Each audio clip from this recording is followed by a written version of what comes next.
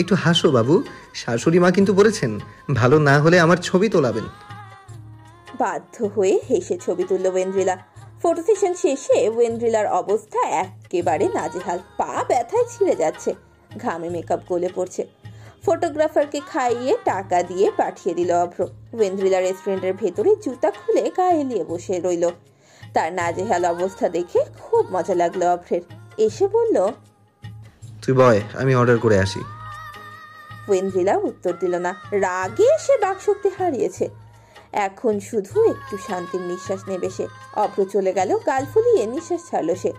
তখনই একটা ভারী স্বর কানে এলো, ওয়েন্ডেলা। স্বরটি শুনতেই বিশাল ধাক্কা লাগলো হৃদয়। তড়িৎ গতিতে পাশে ফিরল ওয়েন্দ্রিলা। তার সম্মুখে গৌরবর্ণের সাদা শার্ট পরা যে পুরুষটি দাঁড়িয়ে আছে তাকে চিনতে সময় নিল ওয়েন্দ্রিলার হৃদয়। হুট করেই মস্তিষ্ক ফাঁকা হয়ে গেল। অস্পষ্ট স্বরে বলল, সৌরভ। সৌরভ নামের পুরুষটি মিহি হাসল। সে অমায়িক শান্ত তার হাসি। ধক করে উঠল চিত্তস্থল। 5 বছর পুরনো স্মৃতিগুলো ক্যামেরার রিলের মতো মস্তিষ্কের সেলুলোজের পর্দায় ফুটে উঠল। ম্লান ঝাপসা হৃদয়টা আবারও স্তম্ভিত হলো জীবনের প্রথম ভালোবাসার জন্য। প্রথম ভালোবাসা যতই পুরনো হোক না কেন, তার স্মৃতিগুলো হৃদয় প্রকোষ্ঠে থেকে যায়। 5 বছরেও সেই অনুভূতিগুলো ক্ষয়ে যায় না। ওয়েন্দ্রিলার গলায় দলা পাকলো, কিছু বলতে পারল না সে। সৌরভ নিজ থেকেই শুধালো, কেমন আছো? উত্তর এলো না এইবারেও, শুধু মৌনতা। ওয়েন্দ্রিলার মনে হলো পালিয়ে যেতে পারলেই বোধহয় শান্তি। শুষ্ক ঠোঁটটা জিহ্বা দিয়ে ভেজালো। তৎমধ্যে চলে এলো অভ্র। সৌরভকে দেখেই তার মুখখানা শক্ত হয়ে গেল। অভ্রকে চিনতে পারলো সৌরভ। হেসে শুধালো, কেমন আছিস তুই? ভালো, তুই? খুব ছোট্ট উত্তর, নির্লিপ্ততা তার কণ্ঠে। সৌরভ হাসল। ভালো, তোরা একসাথে নাকি? প্রশ্নটার মাধ্যমে সত্যতা জানার প্রয়াস। ওয়েন্দ্রিলা এখনো মৌন। সৌরভের দিকে তাকাতে পারছে না সে, শরীর কাঁপছে। হৃদয়টা কোন্দল করছে সেই প্রথম ভালোবাসাকে দেখে। অভ্র এক নজর ওয়েন্দ্রিলার রক্তশূন্য মুখখানা দেখে বলল, হ্যাঁ, আগামী সপ্তাহে আমাদের বিয়ে, এসেছি ফটোশ্যুটের জন্য। কথাটা শুনতেই সৌরভের মুখের হাসি গায়েব হয়ে গেল। এদিকে ওয়েন্দ্রিলার শরীরে যেন ঝাঁকুনি লাগলো। অভ্র অস্বাভাবিক কণ্ঠে বলল, আসিস কিন্তু, বিয়েতে দাওয়াত রইল। তখনই সৌরভকে কেউ পেছন থেকে ডাকলো, যেতে হবে এখন। ওয়েন্দ্রিলা এখনো নতমস্তক।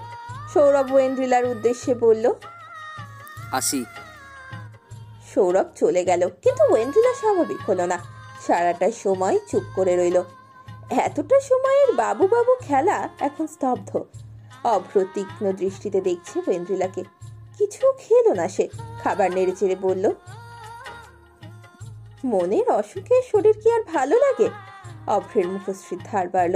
বিল চুকিয়ে খাবারগুলো পার্সেল নিয়ে যখন বেরিয়ে যাচ্ছিল, টেনে ধরল ওয়েন্দ্রিলার হাত। সাথে সাথে এক ঝটকায় ওয়েন্দ্রিলা তা ছাড়িয়ে নিল। তার চোখ জোড়া লাল হয়ে আছে, মুখখানা শক্ত। কারণ বুঝতে বাকি রইল না। অভ্র ভৎসনা করে বলল, 5 বছর পুরনো প্রেমের সাথে দেখা হয় কি মুড সুইং হলো? কথাটা আঁতে লাগলো ভীষণভাবে। শান্ত ওয়েন্দ্রিলা ক্ষিপ্ত হয়ে উঠল। অন্তঃস্থলের চাপা ঝড় তাণ্ডবের রূপ নিল। ক্ষোভে ফেটে পড়ল সে। তুই কি বুঝবি ভালোবাসার? তোর কাছে সবই তো ফাজলামি। কথাটা শেষ হবার আগেই ওয়েন্দ্রিলার গাল চেপে ধরল অভ্র। বলিষ্ঠ হাতে চেপে ব্যথায় কুকড়ে উঠল সে। ক্ষিপ্ত স্বরে বলল, আমার এসব বাল বোঝা লাগবে না। তুই একটা জিনিস বুঝে রাখ, বিয়েটা তোর আমার সাথেই হচ্ছে। অভ্রের এমন আচরণে ভেতর থেকে আরো ঘুরিয়ে গেল ওয়েন্দ্রিলা। 5 বছর পুরনো বিষাদ ক্ষোভে ঝাঁঝরা হলো হৃদয়। সজোরে ধাক্কা দিল সে অভ্রকে। তারপর অতর্কিত তার গালে সজোরে চড় বসিয়ে বলল, আমি তোকে ঘৃণা করি অভ্র, সারা জীবন করব। শুধু তোর জন্য আমার ভালোবাসা আমার হলো না, ঘৃণা করি তোকে। যা কখনো শুরুই হয়নি সেটার জন্য এত কান্নার কি আছে? আমার ভালোবাসার পূর্ণতা কার জন্য পাইনি অভ্র? প্রতিটা গল্পের একটা ভিলেন থাকে। আমার গল্পের ভিলেনটা হলো তুই, শুধু তুই। অভ্র স্তব্ধ তাকিয়ে রইল। শ্যামা মুখখানা রাগে রক্তিম হয়ে আছে তার। ওয়েন্ড্রিলার চোখ জোড়া ঝাপসা, রাগ ক্রোধ বিষাদে অন্ধপ্রায় হয়ে গেল যেন সে। ভেতরে কেউ যেন বারবার আক্রমণ করছে বিষাক্ত ছোড়া দিয়ে। অভ্রের চেহারা দেখতেও ঘৃণা হচ্ছে। দাঁড়ালো না, দ্রুত পায়ে বেরিয়ে গেল। পা টনটন করছে, হিলের প্রভাবে তা ফুলেও গেছে। কিন্তু ওয়েন্ড্রিলা অনুভূতিহীন, তার বোধ শক্তিগুলো যেন জড়ো হয়ে গেছে। অন্তর্জালায় দগ্ধ হৃদয়ে কিছুই অনুভূত হচ্ছে না। অভ্র তাকিয়ে রইল ওয়েন্ড্রিলার যাবার পানে। রাগে দপদপ করছে কপালের শিরা, হাতের শিরাগুলো ফুলে উঠেছে। ফলে আক্রোশে অন্ধ হয়ে সজোরে ঘুষি মারল দেয়ালে। চিরে গেল হাতের চামড়া, সামান্য রক্ত গড়ালো, কিন্তু রাগ দমল না। পশ্চিম আকাশ কালো হয়ে এসেছে। গুমোট মেঘের প্রলয় ঘর্ষণে কেঁপে উঠল ধরণী। অভ্র ফোন বের করে বিল্লালকে ফোন করলো। বিল্লাল মাত্রই দুপুরের খাবার খেয়ে শুতে যাচ্ছিল। অভ্রের ফোনে লাফিয়ে উঠল। ধরতে না ধরতেই সিংহের গর্জনের মতো ঠেকল অভ্র স্বর। এক্ষুনি বাইপাসে আয়। বলেই ফোন কেটে দিল অভ্র। বিল্লাল বোকার মতো চেয়ে রইল মোবাইলের দিকে। সালাম সাহেবের বাসায় মেহমানের আগমন ঘটতে শুরু করেছে। ছোট বোন হ্যাপি তার পরিবার সহ উপস্থিত হয়েছে দুপুরবেলা। সাবেরা তার জন্য ঘর পরিষ্কার করে দিল। হ্যাপি এসেই শুধালো, ভাবি আমাদের ওয়েন্ড্রিলা কোথায় গো? জামাইয়ের সাথে বাহিরে গেছে। সে কি বিয়ের আগেই এত মেলামেশা? হ্যাপির স্বভাবটা একটু সংকীর্ণ মানা, একটু খুঁচিয়ে কথা না বললে তার হয় না। সাবেরার অভ্যেস হয়ে গেছে ননদের এমন স্বভাবের, তাই হেসে বলল, অচেনা তো না, তারা হ্যাপি, একসাথে বড় হয়েছে, এক স্কুল এক কলেজ, পাশাপাশি থেকেছে সারা জীবন, তাই আমার চিন্তা নেই। আর যে পুরুষের সাথে সারা জীবন কাটাবে তার সাথে একটু ঘোরাঘুরি করলে নিশ্চয়ই পাপ হবে না।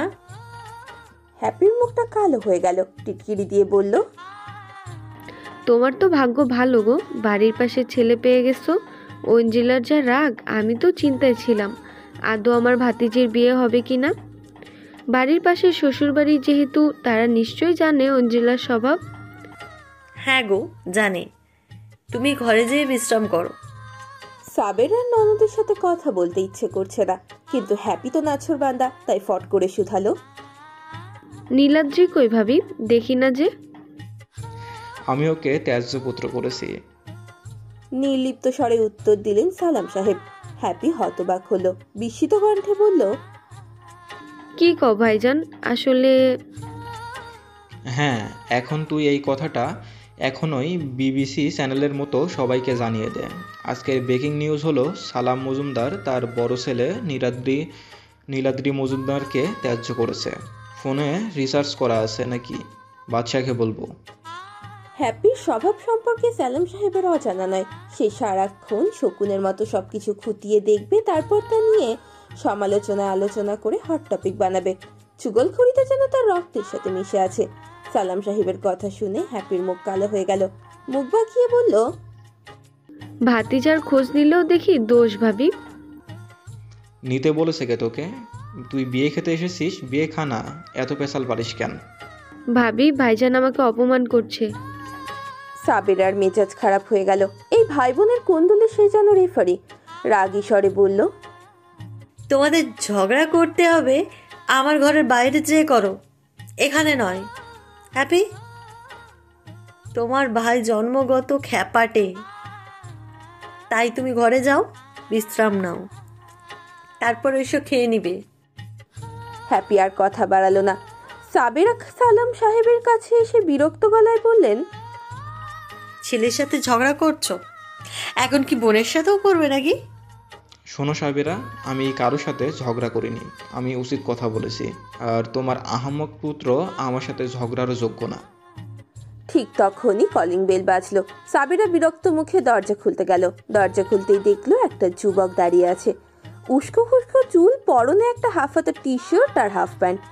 জামা এতই ময়লা যে রং বেরং হয়ে গেছে। মুখ ভর্তি অবিন্যস্ত দাড়ি, চোখে কালো চশমা, কাঁধে বিশাল একটা বস্তা ব্যাগ। সাবেরা অবাক নয়নে শুধালো, কাকে চাই? যুবক চশমা খুলে বলল, মা, তুমি আমাকে চিনছো না? নীলাদ্রি?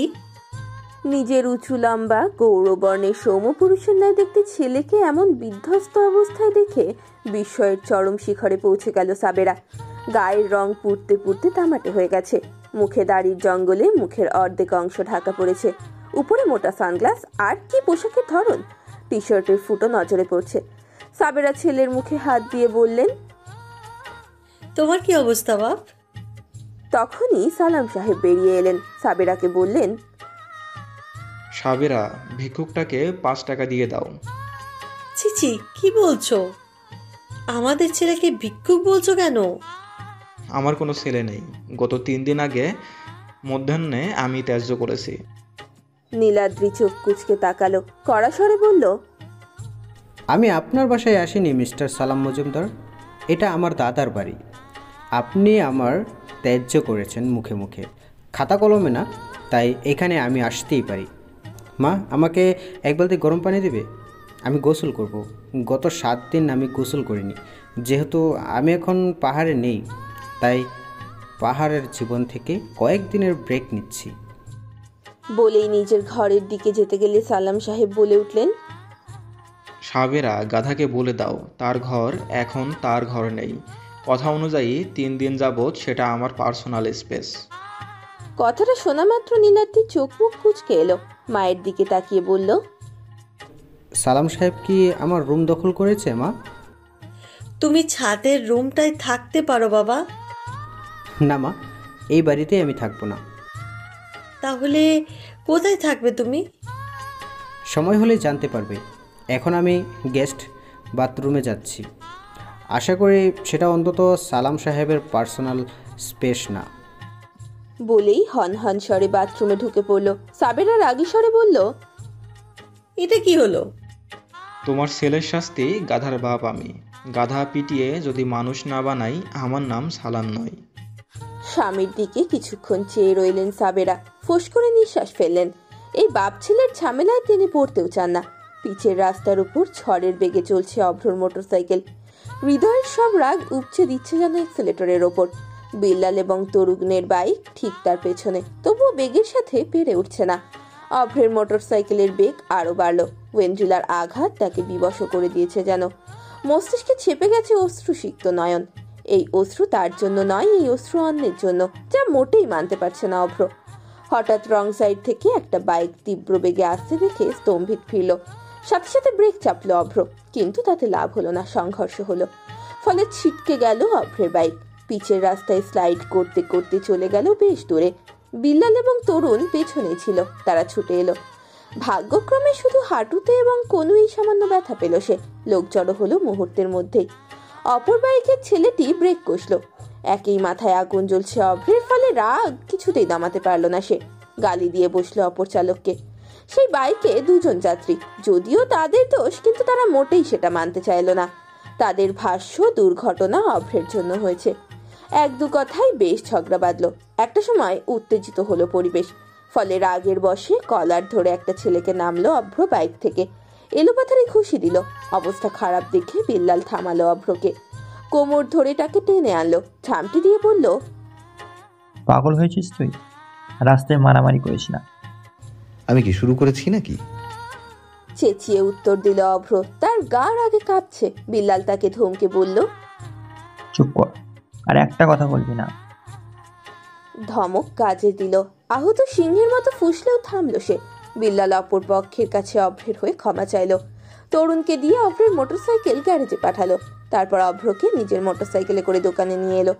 দোকানে এসেই অভ্র বলল, মাথা গরম আছে, মাথায় ঠান্ডা পানি ঢাল। তোর কিছুদিন আগে জ্বর হয়েছে। যা করতে বলছি কর।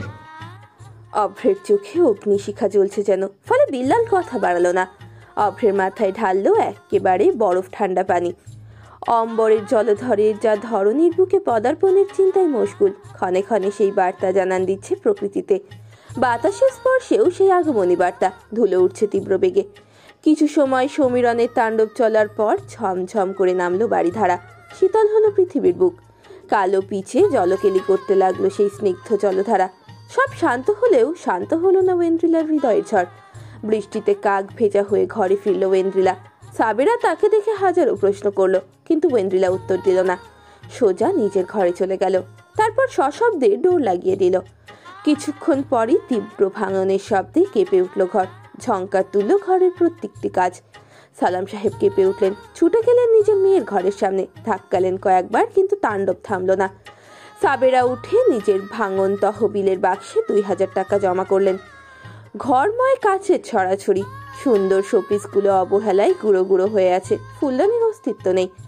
আধা ঘন্টা আগে সাজানো ঘরটা এখন ধ্বংসলীলার স্তূপ। সেই স্তূপে বসে আছে ওয়েন্দ্রিলা, তার চোখ জোড়া শুষ্ক, অতীতের স্মৃতিগুলো জীবন্ত। এমনই একটি বৃষ্টিমুখর দিনে ধীর পায়ে কিশোরী সত্তায় নিজের রাজত্ব জমিয়েছিল সৌরভ। সৌরভ ওয়েন্দ্রিলার প্রথম প্রেম, প্রথম না পাওয়া রক্তিম অনুভূতি, যার গল্পটা সূচনা হওয়ার আগেই নিষ্ঠুর হস্তে তা মাটি চাপা দিয়েছিল অভ্র।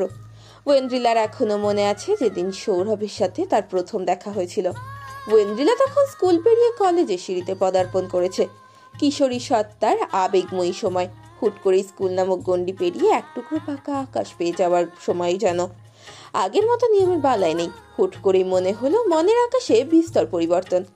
সেই পরিবর্তনের মাঝে মন বাগিচায় সদ্য প্রস্ফুটিত হলো একটি নতুন আবেগ অনুভূতি, যে অনুভূতির নাম প্রেম। বান্ধবীদের আড্ডা স্থলেও যেন এই অনুভূতি নিয়ে বিস্তর আলোচনা। ওয়েন্দ্রিলা ভেবে পায় না এই আবেগের রহস্য কি।